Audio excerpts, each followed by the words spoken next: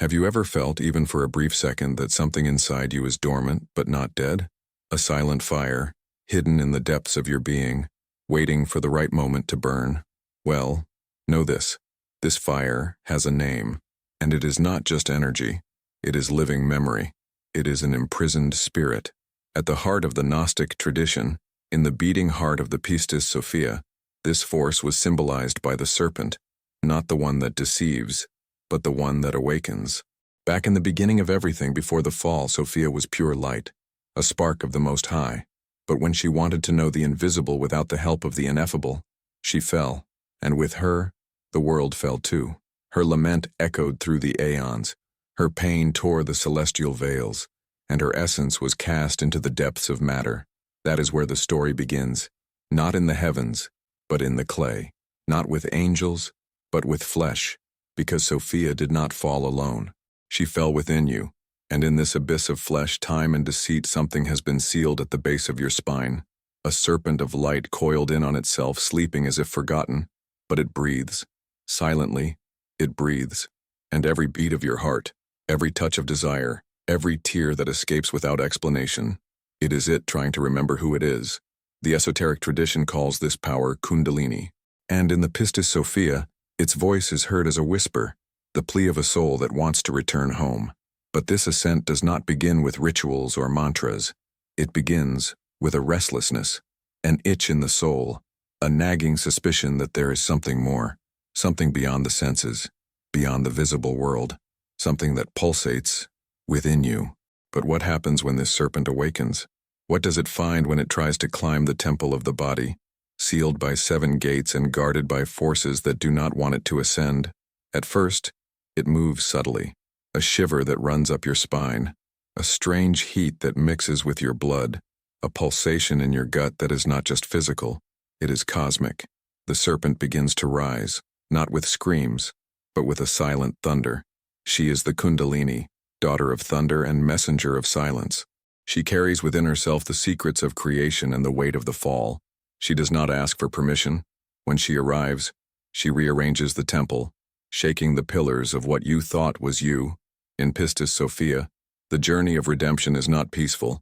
Sophia, seeking to ascend to the highest aeons, is repeatedly knocked down, betrayed by her own emanations, confused by false luminaries. This is also the way the serpentine energy rises. With each step it tries to take toward the light, hidden forces try to pull it back into the shadows. It is not just about rising, it is about resisting the pull of spiritual gravity. The Kundalini does not rise on a whim. It rises when the soul is ready, even without knowing it. Like lightning that tears through the sky without warning, it breaks through the inner armor. It goes beyond the mind. It breaks patterns. It destroys masks. It burns away what is not true, false pleasure, false faith, false identity. And as it advances, it lights chakras like torches in forgotten caves. Each point of light rekindled is a reminder. You are not just flesh. You are Sophia in return. But there is something else, something that hides behind each energy center, something that does not want this light to rise. Like invisible sentinels, they are there, ancient seals, marks of oblivion. They are not physical, but they are real. And if the serpent dares to continue, it will have to face them one by one. What are these 7 gates, and what, or who, guards them with such fury? Imagine yourself in front of 7 doors. Each one holds a secret, a pain, a forgotten lesson, but also a guardian. These are not fairy tale monsters. They are fragments of you, parts of you that have become judges, jailers, shadows. These are the 7 seals that block the ascension of the serpent. And curiously, they are the same 7 that appear hidden in esoteric scriptures, in the ancient mysteries, and echo in the Pistis Sophia as spheres of imprisonment of the soul, the domains of the archons. Each seal is a challenge. The first burns away unbridled desire. The second tears out vanity by the roots. The third confronts the lie within. The fourth challenges your false sense of control. The fifth screams against your pent-up rage. The sixth reveals your most archaic fears. And the seventh, the seventh is silence. A silence so deep that it can be heard. These seals are like inverted keys. They are not opened with force, but with surrender. They are not won with war, but with truth. And the serpent, as it rises, frees one by one. But each release hurts, because when you break the seals, you don't just free yourself, you lose parts that you believed were you. Masks fall, internal myths crumble, and what's left is raw light. Sophia, on her journey back, faced each astral domain. With each plea, she named the error, acknowledged the fall, and asked the Savior for light. This was not submission, it was lucidity. Each sphere that imprisoned her was dissolved by the force of recognition.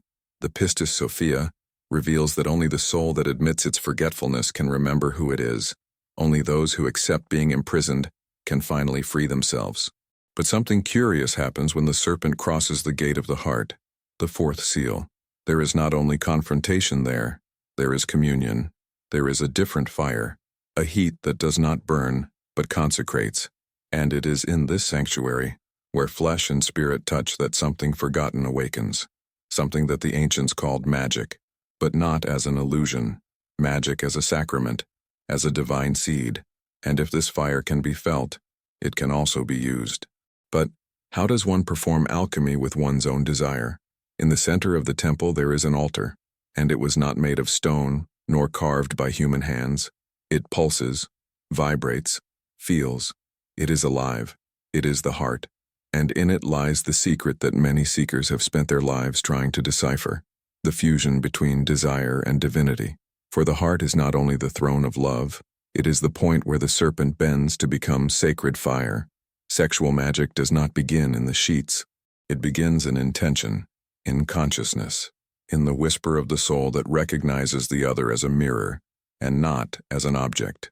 For the Gnostics, this creative energy, if united with the spirit and guided with reverence, becomes a ladder between the worlds, a way to elevate Sophia within herself, that forgotten spark that now, upon feeling the warmth of true love, begins to sing again. But there is an almost imperceptible detail. This type of magic demands a surrender that borders on the abyss. It is giving without expecting. It is touching without possessing. It is uniting with the other not to have pleasure, but to provoke light. And that demands courage, because in this fire, the ego evaporates, the lover's mask dissolves, only the sacred remains. In Pistis Sophia, redemption does not happen through formulas. It happens in surrender, when Sophia recognizes her fall, when she stops resisting and trusts. Sexual energy in this context is the chalice of the soul. It can contain poison or wine. It all depends on who holds it. And when the wine is pure, the entire temple lights up. But this fire has a price, because it reveals everything that is still dark. It brings to light hidden traumas, buried memories, unspoken desires. The energy rises, but it takes your ghosts with it. And in this fire, desires can be purified, or consumed. The question is, what happens when this desire encounters resistance? When the serpent is pulled back by forces that still sleep in the womb of the soul? How do you fight an enemy that looks like yourself? There is an invisible war going on inside you. It is not between good and evil, as the stories simplify it, but between what drags you down and what calls you up. And in this war, desire is the field, the enemy, and the weapon. Because desire is not impure, but if it is not understood, it dominates you. The serpent that climbs can become a serpent that bites. The Pistis Sophia describes in detail the torment of the soul as it tries to ascend. Sophia climbs to a certain point, and then is knocked down several times, deceived by false lights, betrayed by entities that disguise themselves as salvation. This is also the journey of the Kundalini. When the fire of desire finds no direction, it turns into an internal storm. Instead of illuminating, it blinds. Instead of liberating, it imprisons. Instead of ascending, it plummets. This moment is what the initiates called the second heaven. It is not a physical place, but an internal state where the soul begins to shed its illusions. There, desire is no longer a raw impulse, but a memory of something sacred. And this is where the struggle intensifies, because the ego does not want to die. It disguises itself as I want this, I need that, without this, I am nothing. But all of these are veils, and the serpent, if it wants to continue, needs to tear each one of them. Sexual magic here ceases to be a ritual. It becomes a cross, a burning sacrifice of false identity. Each time pleasure is guided by consciousness, a piece of the shadow dissolves, and the light grows, but not without pain. For desire does not disappear, it is transmuted. The flesh no longer seeks pleasure through discharge, but through communion. The body becomes a musical score, and the spirit conducts the music. But what about when the impulse is so strong that it threatens to bring down the entire temple? When pleasure seems more like a sweet poison than a path to the light, there is a force capable of balancing this chaos, an ancient, magnetic force that the Gnostics called eros, but not the eros of banal passion, but rather the sacred eros, capable of uniting two worlds with a single touch. Who would dare to follow him? He does not come as a romantic Cupid. He comes as an ancient whisper, like a memory that your soul can barely translate. Eros, not the god of passions, but the archetype of primordial magnetism, the force that unites heaven and earth, spirit and matter, masculine and feminine within you. In Pistis Sophia, this force appears in a veiled form, like Sophia's desire to return to the lost light, the same desire that pulses within your flesh, disguised as longing, touch, love. Sacred eros is not lust. It is transcendence in the form of impulse. It is when the union between two bodies becomes a reflection of a much greater union, that of the human with the divine. The serpent, as it rises, does not reject desire. It purifies it. It transforms it into a bridge, a ladder, a song. Every shiver becomes a prayer, every synchronized breath an offering. The body is no longer an instrument of egoic pleasure, but a temple in ecstasy. In the Gnostic tradition, there was a secret that few dared to touch, that sexual energy is the exact mirror of the creative logos. The same power that created the universe pulses between your thighs, and when this power is guided by the light of consciousness, pleasure becomes revelation. Like Sophia, who upon recognizing her divine origin in the midst of pain begins to ascend, the seeker also finds the path through the flesh, not escaping it, but transfiguring it. In this state of fusion, lovers cease to be two. They become one breath, one presence. They do not see each other. They recognize each other. They do not touch each other. They merge. And in that instant, where time dissolves and duality disappears, there is a glimpse of the eternal, a small spark of the pleroma lit between the bodies. It is at this point that the carnal impulse becomes a mystical bridge. But this ecstasy comes at a price. It demands total surrender. To enter the sacred, one must die, not physically, but symbolically. Ego, control, games, all must burn in the fire of true love. And it is here that the serpent faces its greatest challenge. Are you ready for the cross? The cross that is not outside, but inside, and that marks the beginning of alchemical death. The serpent has reached the threshold. Fire is no longer pleasure, it is judgment. The flesh, once glorified in sacred ecstasy, now trembles, not with desire but with fear, because at this stage, nothing escapes. Everything you have built as me begins to melt away, like ink in water. Alchemical death does not warn, it does not choose a time. It simply arrives. And when it arrives, it does not ask for your permission. It demands your surrender. The ego, which until now has held the reins, begins to realize that it is not the driver. It is a passenger. It is a mask. It is a name written in the sand, on the edge of an approaching wave. In Pistis Sophia, this moment is reflected when Sophia finally faces the emptiness of her choices. She sees that everything she thought was light was shadow in disguise, and her pain does not come from punishment. It comes from clarity. It is the same on the Kundalini journey. The rising fire reaches the center of the mind, and there it ignites a light so intense that it leaves no shadows to hide. The seeker feels naked, stripped of all illusions. What seemed spirituality turns into vanity. What seemed love turns into attachment. What seemed strength turns into fear. And in this painful clarity, the old self dies. But this death is sacred. It does not destroy, it transmutes. Like lead turning into gold, the ego, once crucified, gives way to the true self. No longer that which seeks power, but that which seeks presence. No longer that which desires control, but that which desires communion. This cross, so present in the Gnostic mysteries, is not a symbol of punishment. It is a map carved into the spine itself, the vertical line, the path of light, the horizontal line, the meeting of matter and spirit. and in the center, where the two intersect, the sacrifice takes place. The serpent does not die. It sheds its skin. But before that, one last labyrinth must be crossed, because after this symbolic death there are still mirrors left, distorted reflections of what you thought you had overcome. They whisper, deceive, seduce, and if you don't know who you really are, you can get lost again. After all, how can you tell the difference between the reflection and the truth in the broken mirror of the soul? This is where many get lost. After the symbolic death of the ego, the soul believes that the journey has come to an end. But in truth, it is only the beginning of the most subtle crossing. Because after the fall, the ecstasy, and the internal crucifixion, comes the most treacherous territory of all, the labyrinth of one's own reflections. The Pistis Sophia does not spare metaphors about the deceptions of the path.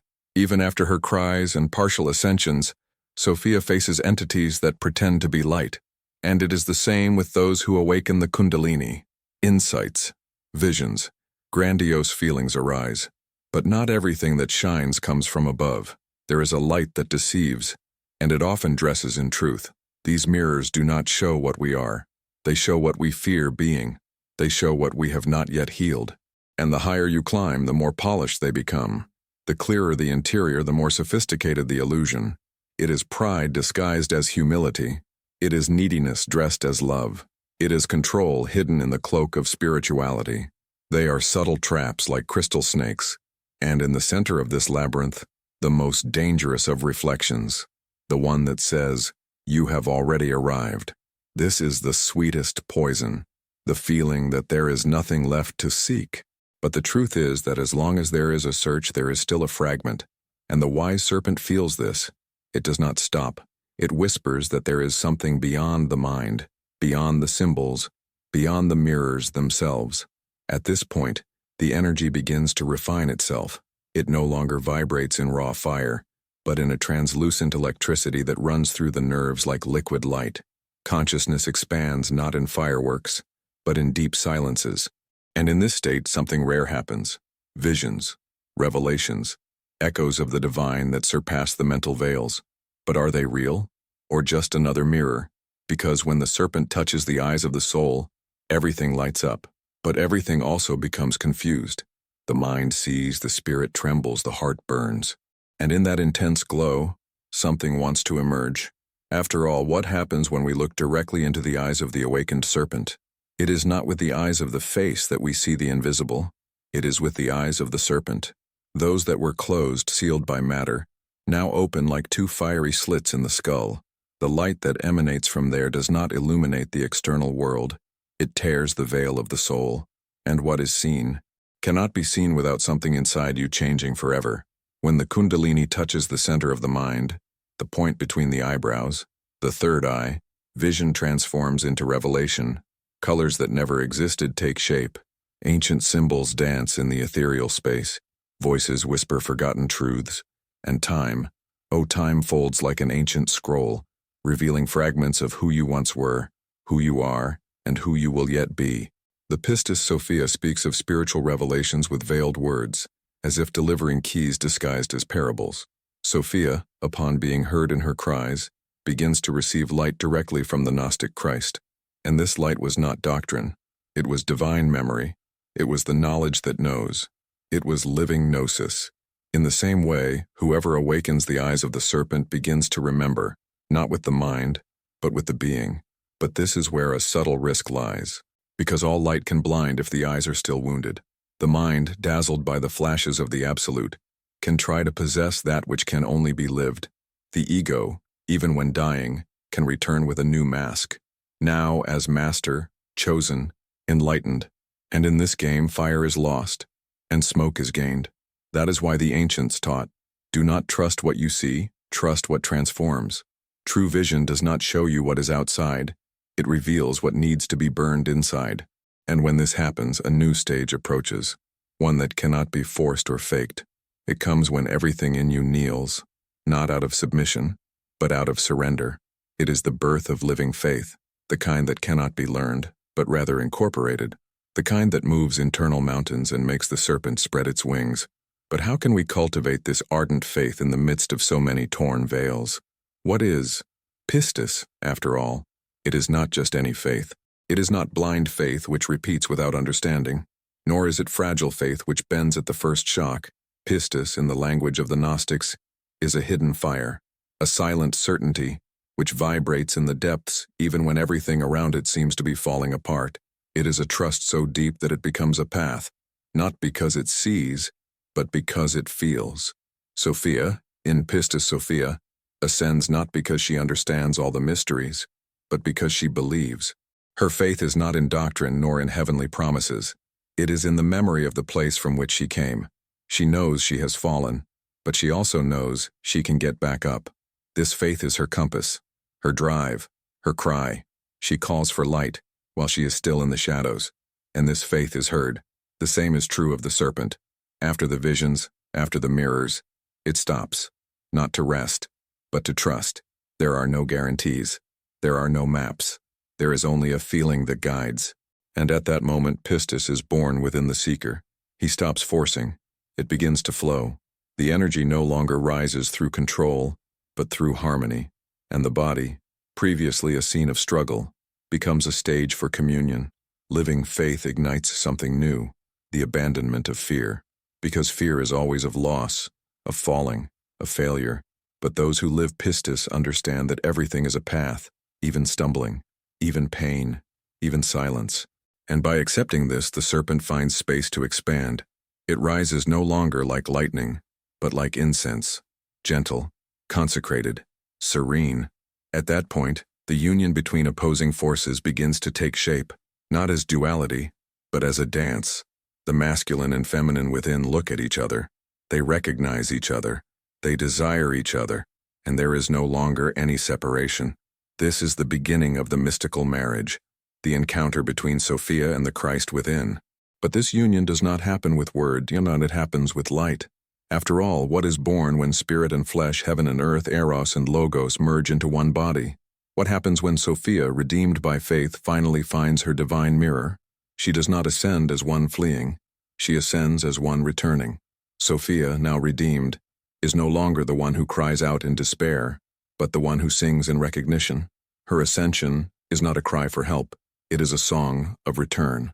The Pistis Sophia describes this moment with reverence, the union between the feminine principle, which fell for daring to desire the light, and the masculine principle, which descends out of love, not judgment. There is no punishment. There is marriage, an eternal marriage between consciousness and matter. And this marriage is not a metaphor. It pulsates within the awakened body. When the Kundalini reaches the subtlest centers, the crown of the head, the top of the inner tree, the energy does not explode. It merges, like two rivers that meet without noise, but together become a sea. It is the Logos embracing Sophia. It is the spirit making its home in the flesh. It is the human becoming a temple of the divine. In this fusion, the seeker does not become God. He aligns himself with him. There is no longer a search. There is presence. The serpent, once a symbol of fall and temptation, is now a symbol of redemption and power. Her entire body is transformed into a living altar, where each cell vibrates the sacred name of the origin. And this state, which many have called enlightenment, is in fact a reunion. But there is something even deeper that emerges from this union, the wisdom that cannot be taught. Living gnosis. It is not learned. It is incorporated. It is not explained. It is transmitted through the gaze, through touch, through silence. Sophia, now complete, becomes light for other lost souls. She not only returns to the heights, she guides. She becomes a beacon, a path, a spiritual mother to those who still cry out in the darkness. However, even this fusion is not the end. For the serpent, even after its glorious ascension, does not remain static. It has one last mission, one last sacred movement. It must return. But what does the serpent's return to its nest mean? And why, even after the light, does the cycle need to begin again? After the light, silence. After the union, rest. The serpent, now awakened, does not disappear. It returns, not out of weakness, but out of wisdom. For even fire needs to rest on its altar. The sacred energy that rose from the womb to the sky, that burned, healed, united, and illuminated, returns to the base of the being, but returns transformed. It returns as a guardian, as a living flame that never goes out. This return is not regression. It is the circle that closes, the spiral that returns to the starting point, but on a higher level. Like Sophia, who descended, suffered, cried out, ascended, and then taught.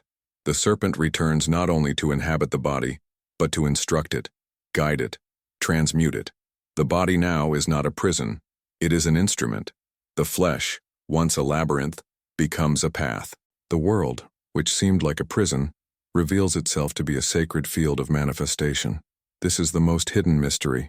Enlightenment does not take you away from life. It immerses you in it with new eyes.